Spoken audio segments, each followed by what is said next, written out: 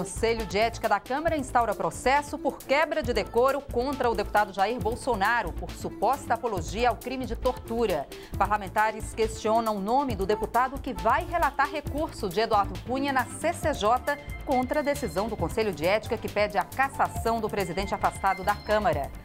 E esta edição destaca também: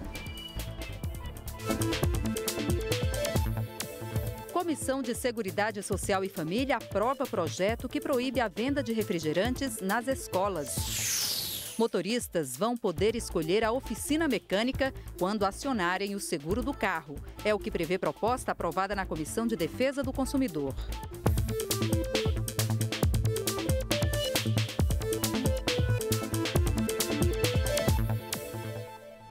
Boa noite.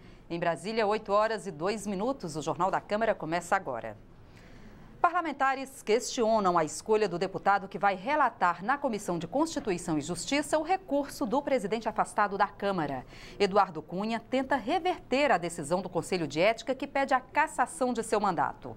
Para alguns deputados, o colega Ronaldo Fonseca, do PROS do Distrito Federal, já teria se declarado a favor de Cunha no Conselho em outras ocasiões. O presidente do colegiado afirmou que vai enviar a transcrição das falas do deputado Ronaldo Fonseca para a CCJ analisar. Em resposta, o parlamentar nega que seja aliado de Eduardo Cunha. A reunião do Conselho de Ética era para decidir sobre a abertura de processo contra Jair Bolsonaro. Mas o deputado Júlio Delgado, do PSB de Minas, levantou junto ao presidente do colegiado uma questão de ordem sobre outro tema. O colega Ronaldo Fonseca, do PROS do Distrito Federal, escolhido na noite de segunda-feira para relatar o recurso que pode favorecer Eduardo Cunha no processo contra ele, não teria a isenção necessária para tratar do tema. Apesar de não ter votado no Conselho, Fonseca teria se declarado contra a cassação de Cunha. O presidente da Comissão de Constituição e Justiça, o deputado Osmar Seagro, o designou. Talvez ele não soubesse que aqui no Conselho de Ética e na própria CCJ ele já tinha se manifestado de forma em defesa do representado. O presidente do Conselho de Ética, deputado José Carlos Araújo, decidiu colaborar com a CCJ. Vai enviar as notas taquigráficas das falas de Ronaldo Fonseca no Conselho. A suspeita é preocupante, disse o relator do caso de Eduardo Cunha no Conselho de Ética. A confirmar a informação de que ele tem posições contra o trabalho do Conselho de Ética, contra o andamento do processo e posições declaradas favoráveis ao deputado Eduardo Cunha, me parece ser algo que fica contraditório com o próprio recurso, porque o recurso questiona o impedimento do presidente José Carlos Araújo. Então, se ele também agiu assim, logo também estaria impedido para isso. Eu não me dou por impedido porque estou tranquilo, nunca me manifestei sobre o mérito e vou manifestar agora na questão regimental e constitucional. O rótulo de aliado de Eduardo Cunha, eu acho que é um rótulo que estão querendo colocar, mas isso não me pesa nada, absolutamente, até porque eu não julgo ser aliado de Eduardo Cunha. E só depois de respondida uma questão de ordem formulada pelo deputado Júlio Delgado é que o Conselho de Ética instaurou processo contra o deputado Jair Bolsonaro, do PSC do Rio de Janeiro, por quebra de decoro. O parlamentar foi acusado pelo PV de fazer apologia ao crime de tortura quando homenageou um coronel da ditadura militar na votação do impeachment em abril deste ano. A suposta quebra de decoro parlamentar aconteceu no dia em que a Câmara autorizou a abertura do processo de impeachment contra Dilma Rousseff. Pela memória do coronel Carlos Alberto Brilhante Ustra, o pavor de Dilma Rousseff. Depois de receber críticas, o parlamentar, que é militar reformado, afirmou que não há condenação definitiva de Ustra e que os deputados têm imunidade parlamentar sobre seus votos e palavras. A defesa não convenceu o PV e a discussão foi parar no Conselho de Ética. Bolsonaro também responde a processo no Supremo Tribunal Federal por ter dito à deputada Maria do Rosário, do PT do Rio Grande do Sul, que só não a estupraria porque ela não merecia. Nesta terça-feira, com poucos deputados no Conselho de Ética e sem a presença de Bolsonaro, que ficou no Rio, o presidente José Carlos Araújo instaurou o processo e sorteou de uma lista de 6 nomes os 3 que poderão ser relatores do caso. Para ser relator aqui no Conselho de Ética, um deputado não pode ser do mesmo bloco ou partido do representado, não pode ser seu amigo íntimo, nem seu inimigo. E também tem que estar disposto a julgar um colega. Atendiam a esses critérios apenas integrantes do PR e do PT, mesmo partido da deputada Maria do Rosário, que seria vítima no caso de apologia ao estupro julgado no Supremo. Foram sorteados Wellington Roberto, do PR, e 2 do Partido dos Trabalhadores, Valmir Pracidelli e Zé Geraldo. O único sorteado a comparecer à reunião do Conselho, Zé Geraldo, conversou com o presidente José Carlos Araújo. O deputado aqui não vai levar em consideração a sua vinculação com o partido. Por isso que eu vou conversar com os 3, porque pensa que como ele vai julgar esse processo. Então, você vai julgar pelos fatos ou pela sua ideologia política? Eu acho que é grave, gente. Toda vez que você apoia a ditadura ela é repelida, ela é denunciada em qualquer lugar do mundo. E nós não podemos mais valorizar, lembrar, apoiar qualquer ato de ditadura nesse país. Integrante do Conselho, o deputado Júlio Delgado tem outra opinião sobre o caso Bolsonaro. Ele alega que é uma manifestação livre, que o deputado tem liberdade de palavras, gestos e opiniões. O exagero disso pode ser recriminado com advertência. Eu não acho que é caso comparado aos outros para você votar uma perda de mandato. Em nota, o deputado Jair Bolsonaro afirmou que, abre aspas, o PV é um dos partidos de esquerda contumazes em apresentar representações contra parlamentares que o incomodam e que o acontecimento não deverá motivar qualquer sanção, já que trata de opinião de parlamentar proferida no plenário da Câmara dos Deputados. Fecha aspas.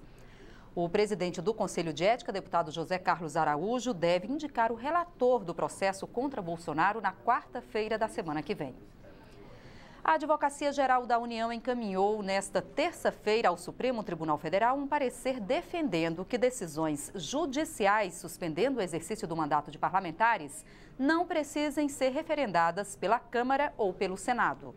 Atualmente, decisões do Supremo nesse sentido precisam ter o aval do plenário de uma das 2 casas em até 24 horas. O plenário não terá votações nesta semana. A sessão extraordinária marcada para hoje de manhã foi encerrada por falta de quórum. As festividades juninas levam muitos parlamentares, especialmente da região Nordeste, de volta às bases eleitorais. Na semana que vem, segundo o presidente interino da Câmara, Valdir Maranhão, haverá um esforço concentrado com sessões de votação de segunda a quinta-feira. Entre outras propostas, os deputados deverão votar medidas que alteram normas de controle de doping para as Olimpíadas do Rio de Janeiro e a destinação de recursos para o combate à microcefalia e ao mosquito Aedes aegypti, que transmite o Zika vírus, a dengue e a febre chikungunya. Cassinos, bingos e jogo do bicho devem continuar proibidos no Brasil. De acordo com o relator da comissão especial que trata do assunto, a melhor opção seria legalizar os jogos. Mas um pedido de vista adiou a votação do parecer apresentado hoje. A comissão especial, criada há pouco mais de um ano, analisou 15 projetos de lei que propõem a legalização do jogo no Brasil. Cada proposta colocava condições diferentes, como a criação de um órgão para fiscalizar as empresas, a exploração apenas pelos estados ou a destinação dos recursos arrecadados com o jogo para projetos sociais. Nos debates promovidos pela comissão, defensores da legalização do jogo argumentaram que ela incentivaria o turismo e aumentaria a arrecadação de impostos. Por outro lado, a polícia e organizações contrárias à liberação apontaram riscos, como o uso para lavagem de dinheiro e a possibilidade de viciar jogadores. O parecer do relator, deputado Guilherme Mussi, do PP de São Paulo, defende a legalização do jogo, que seria explorado por empresas credenciadas pelo governo federal, estadual ou municipal. As empresas seriam obrigadas a instalar sistemas de controle ligados à fiscalização para a cobrança de impostos. Elas não poderiam receber benefícios fiscais ou empréstimos públicos. Pessoas viciadas em jogo poderiam se cadastrar como jogadores interditados. Elas também poderiam ser incluídas nesse cadastro por decisão judicial. De acordo com a proposta, jogos pela internet são proibidos. A instalação das casas de jogos tem uma série de regras. Por exemplo, o número de cassinos é limitado por estado de acordo com o número de habitantes. Nem todos os deputados concordam com a liberação do jogo. Nós precisamos de esporte, de cultura, de lazer, jogos de inteligência, estimular as crianças com xadrez, né? Estimular as crianças, né, com outras atividades, né, importantes para o desenvolvimento físico, intelectual, moral. Né? O que nós menos precisamos no Brasil é uma liberação da jogatina, dos cassinos, do caça-níquel, do videopôquer, que vai tomar o dinheiro das famílias já endividadas. Mesmo aqueles que aprovam a ideia querem mais tempo para discutir o relatório. Nós não podemos restringir. Nós temos de dar nesse projeto segurança para o investidor, transparência e fiscalização, que o governo possa ter uma fiscalização perfeita. Então nós não podemos, em hipótese nenhuma, fazer uma regulamentação de jogos que não atinja a todos. Os estados têm os mesmos direitos.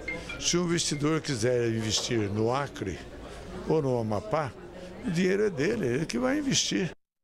O presidente da comissão que discute o marco regulatório dos jogos no Brasil pretende discutir e votar o relatório em 2 reuniões marcadas para a semana que vem.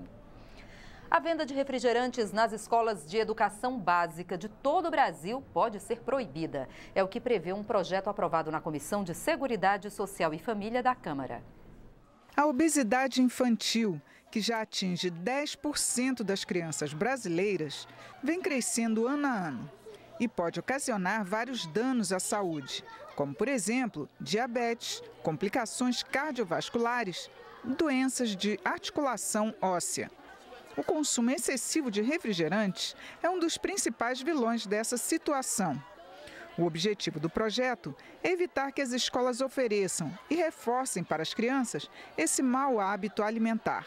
A especialista em educação física e supervisora de um programa da Universidade de Brasília para apoio aos diabéticos lembrou os malefícios causados pelos refrigerantes. Inclusive, pesquisas já indicam que o refrigerante é um dos alimentos mais consumidos nas escolas, uma vez que é uma alimentação de fácil acesso para as crianças e adolescentes. E sendo que o próprio refrigerante ele já foi considerado um dos piores alimentos do mundo devido a todos os malefícios que ele pode trazer para a saúde. O refrigerante ele é um alimento que contém muito açúcar. O açúcar em excesso, além de provocar acúmulos de gordura, ele provoca o estado hiperglicêmico, que é uma das características principalmente presentes na população obesa e nos diabéticos. A relatora destacou a importância do projeto para ajudar a combater a obesidade infantil no Brasil. Uma criança tem uma influência alimentar muito maior na escola do que em casa. E ela leva essa educação para casa. Esse projeto de lei estava aqui há 15 anos, porque proíbe o refrigerante, o uso de refrigerante nas escolas de ensino básico. Então, o que é que, além da importância da obesidade que cria nesse período, é o hábito, tira esse mau hábito alimentar de refrigerante. Então, eu acho que foi de uma importância fundamental e já está na Comissão de Constituição e Justiça e a gente tem que aprovar. Até porque as escolas particulares hoje já não permitem, mesmo sem essa lei. Depois de passar pela Comissão de Constituição e Justiça, o projeto seguirá para o plenário da Câmara. E você vai ver depois do intervalo. Comissão de Trabalho aprova a proposta que assegura às pessoas com deficiência auditiva o direito ao atendimento em linguagem de sinais. E você vai ver também. Motoristas vão poder escolher a oficina mecânica quando acionarem o seguro do carro. É o que prevê proposta aprovada na Comissão de Defesa do Consumidor. A gente volta já.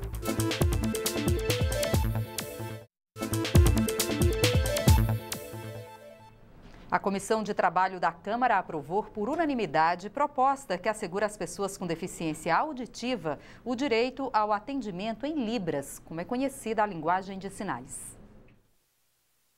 Conforme o projeto, o atendimento na linguagem de Libras será obrigatório nos órgãos e entidades da administração pública, nas fundações e nas concessionárias de serviços públicos.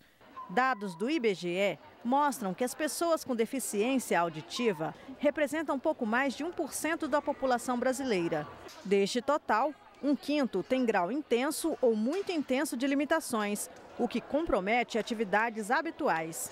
O presidente da Associação de Pais e Amigos de Deficientes Auditivos lembrou das dificuldades enfrentadas por estas pessoas quando necessitam de atendimento. O que acontece hoje é que os surdos eles vão aos órgãos públicos ou mesmo os órgãos privados, mas que têm acesso público, têm serviço público, eles não conseguem interagir.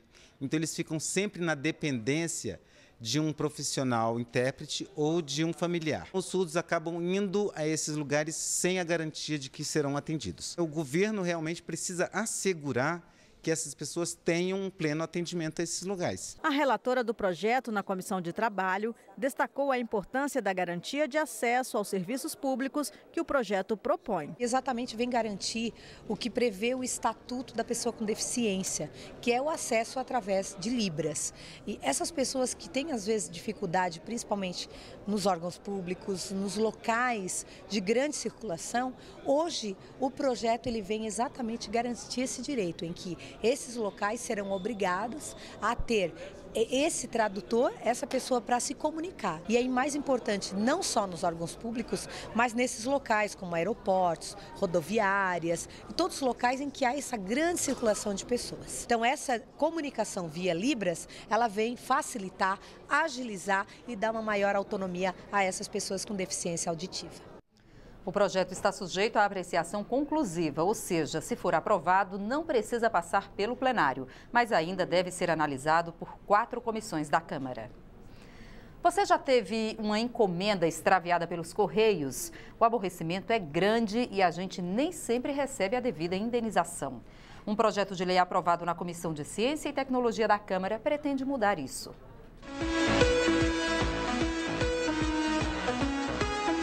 Da agência do Correio, onde foi postada, até a porta do destinatário, a encomenda percorre um longo caminho. Trajetos de moto, de carro, de bicicleta e até de avião separam a origem de uma encomenda do seu destino. E no meio dessa viagem, muitas delas acabam se perdendo. No Brasil, a cada ano, 400 milhões de encomendas não chegam ao seu destino final ou chegam com muito atraso. O consultor de imóveis Ricardo Wagner Ribeiro esperava um documento vindo de outro estado para fechar um negócio. O prazo de entrega previsto pelos Correios era de 3 dias. Não chegou nem 3 nem 5 dias, que era o prazo, digamos, mais dilatado, seria 5 dias. Ele foi me chegar com 13 dias, o que incorreu na perda inicial de um negócio, que estava entabulado para se realizar. Então, isso gerou uma frustração, né, em ambas as partes. Hoje, o regulamento interno dos Correios prevê a restituição de parte do valor de postagem no caso de extravio. Quando o valor do produto despachado foi declarado, a restituição é feita não em função do valor do objeto, mas de uma tabela pré-estabelecida pelos Correios. Um projeto de lei em discussão aqui na Câmara quer endurecer essas regras. Se for aprovado, o projeto prevê ressarcimento de 20% a 80% da tarifa do serviço sem valor declarado e de 20% a 100% do valor do objeto quando este valor tiver sido declarado.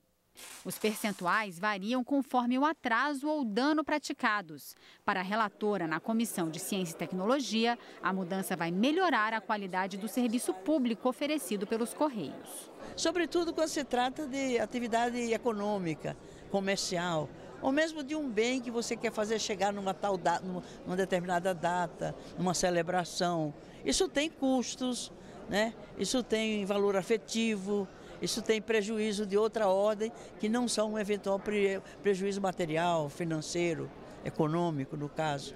Eu acho que é um serviço público que precisa ter qualidade. E, como tal, ele tem que ter o controle público sobre a qualidade desse serviço. E esse projeto de lei, a meu ver, assegura alguns mecanismos que podem contribuir nesse sentido.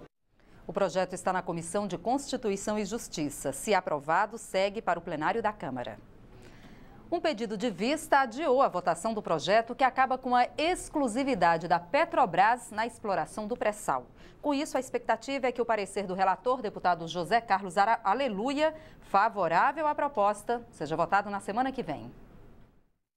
Atualmente, a Petrobras é obrigada a ter uma participação de, no mínimo, 30% em todos os blocos em que há exploração do petróleo pelo regime de partilha. A empresa também é operadora do negócio, ou seja, é responsável por todas as atividades econômicas e tecnológicas relacionadas à exploração e à produção do petróleo. Pelo projeto em discussão, a Petrobras terá a preferência. Poderá escolher se vai ou não participar da licitação. Se aceitar, continua a ter uma participação mínima de 30% no consórcio vencedor. Se decidirem não participar, o bloco será explorado pela iniciativa privada.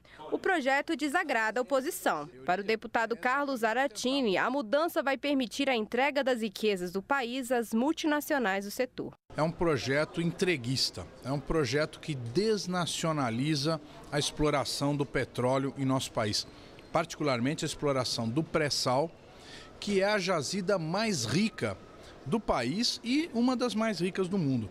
Então, aprovar esse projeto significa entregar às multinacionais uma riqueza que tem que ser do povo brasileiro. Já o líder do governo defende que a medida é inevitável diante do período de crise econômica do país. Nós não temos outra alternativa. O que está sendo votado aqui na Câmara, na comissão e daqui mais alguns dias no plenário, é exatamente por conta dessa situação e que nos faz ter que aprovar esse projeto, que nesse momento é importante exatamente para contribuir para que a Petrobras possa retomar o gráfico do crescimento e estabilizar internamente os problemas financeiros que hoje enfrenta. Motoristas vão poder escolher a oficina mecânica de sua preferência quando acionarem o seguro do carro. É o que prevê um projeto aprovado na Comissão de Defesa do Consumidor da Câmara. É aquela história, a gente faz o seguro do carro para não usar, torcendo para não precisar, claro. Tem gente que nem tem seguro. Você tem seguro? Não. Ainda estou querendo adquirir. O Júlio, que é piloto da Polícia Militar, nunca fez seguro para o carro dele. Nunca tive seguro de carro. O piloto é uma garantia. No caso de um acidente que pode causar grandes prejuízos, o conserto do carro fica caro. A Giselda tem. Olha o cuidado dela para tirar o carro da vaga. É que ela já usou bastante o seguro. Já sim. A gente fica um pouco refém das agências, de algum lugar específico. Hoje as seguradoras não são obrigadas a pagar serviços fora da rede de oficinas credenciadas. Por isso, um projeto de lei aprovado na Comissão de Defesa do Consumidor assegura o direito à livre escolha da oficina para reparos no carro do segurado e também para danos a terceiros. Segundo o projeto, a livre escolha tem de ser respeitada, ainda que o segurado e o terceiro escolham oficinas diferentes. Neste caso, a seguradora precisa cobrir os serviços nos estabelecimentos diferentes e deverá informar aos consumidores, nos contratos e no momento do sinistro, da livre opção do prestador de serviço. O relator, que deu parecer a favor da proposta na comissão, já teve problemas. Aliás, eu acho que quase todos os cidadãos hoje tiveram algum problema com isso. Eu já tive também, né? Eu tive um problema com o meu carro, fui obrigado a levar numa oficina que não me atendeu bem. A livre escolha garante serviços de mecânica, lanternagem, pintura, recuperação e limpeza de interior. A oficina precisa ser legalmente constituída e apresentar um orçamento compatível com os valores médios praticados no mercado. É melhor, porque a gente coloca, de repente, até num lugar que a gente confia mais, né? Bem mais cômodo pra gente, né? Porque tem mais confiança, a gente conhece o mecânico, a pessoa que vai mexer com o carro da gente. O projeto foi muito bem aceito na Comissão de Defesa do Consumidor, vai agora para a Comissão de Finanças e Tributação e termina na Comissão do CCJ, Comissão de Constituição e Justiça. Então nós vamos trabalhar, eu participo dessas outras duas comissões e nós vamos trabalhar para que ele possa ser acatado. A livre escolha de oficinas vale para terceiros envolvidos no acidente e donos de veículos com até 3 anos de uso. Essa foi uma complementação ao projeto original para evitar a perda da garantia de fábrica pela utilização de oficinas fora da rede autorizada pelo fabricante. Esta edição termina agora. Para outras informações ou para rever nossas reportagens, é só acessar a nossa página na internet. O Jornal da Câmara volta amanhã. Até lá. Tchau.